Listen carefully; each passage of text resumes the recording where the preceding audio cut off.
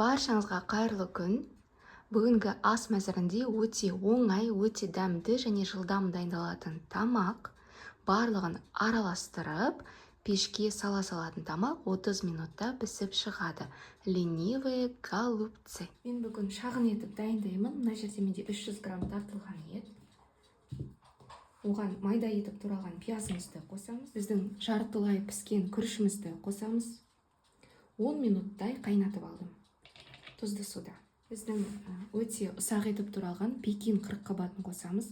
Пекин қырыққабаты кәдімгі қырыққабатпен салыстырғанда сондай нәзік, және де бұл тағамда өте дәмді болып шығады. Егер бұл болмаса, әрине кәдімгі қырыққабатты өте ұсақ етіп турап қоссаңыз болады. Мен әдетте лағман дайындаймын. Сол кезде қатты бөлігін лағман үшін қолданамын. Ал осындай жұмсақ бөлігі қалып қалады, оны салаттарға қолданамын, немесе осы тағамға қолданамын әдетте. Қосып жібереміз. Мына жерде көп болып көрінеді, бірақ көп емес, небәрі 120 грамм.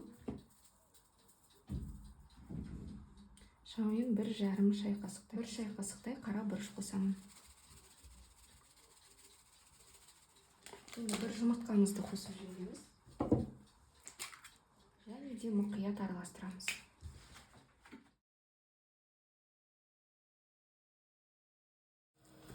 Осындай масса шықты. Қолымды кішкене сулап алдым. Кішкене ұрғылауға болады. Міндетті емес, бірақ мен ұрғылап аламын. Массамыз одан сайын күшті бірігеді.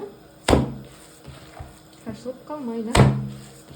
10 рет ұрғылам. Қолымыз сулаймыз, сонда ешқандай жабыспайды.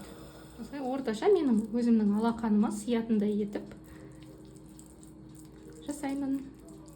Үлкенірек жасасаңыз да болады әрине.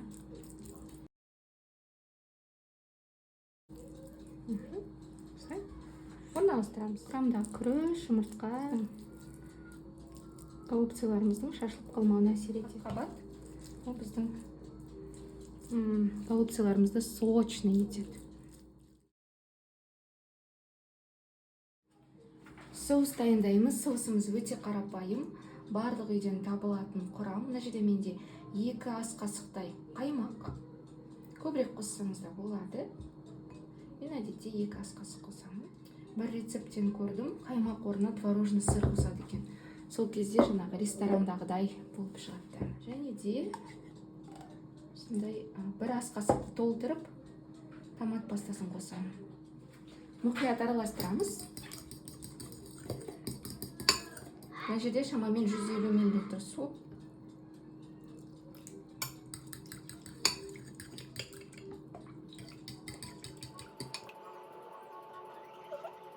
Бисмиллах деп үстіне құйып жібереміз.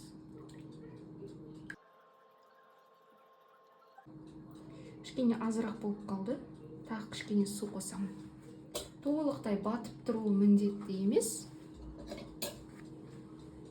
Шамамен 3-тен 1 батпай тұрса болады. Қаласаңыз соусқа азғана тұз, қара бұрыш, өзіңізге ұнайтын мысалға прованс шөптерін де қосып жіберсеңіз болады. 180 градусқа дейін қыздырылған пеште 30-35 минут пісіреміз.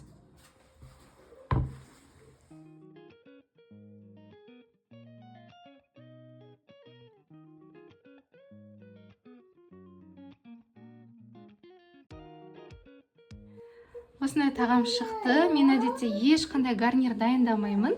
Нанмен ұсынамын. Мына суына нанды басып жейміз.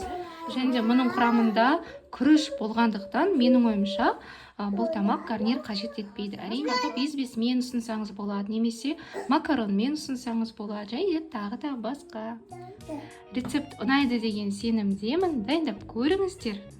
Астарыңыз дәмді болсын. Құрметті көрермендерім, сіздер үшін әрдайым ең жақсы рецепттерді ұсынамын. Каналымда неше түрлі тағамдардың, салаттардың, тәттілердің де рецептілері көп. Каналға міндетті түрде тіркеліп алыңыздар, пайдалы болады деген үміттемін.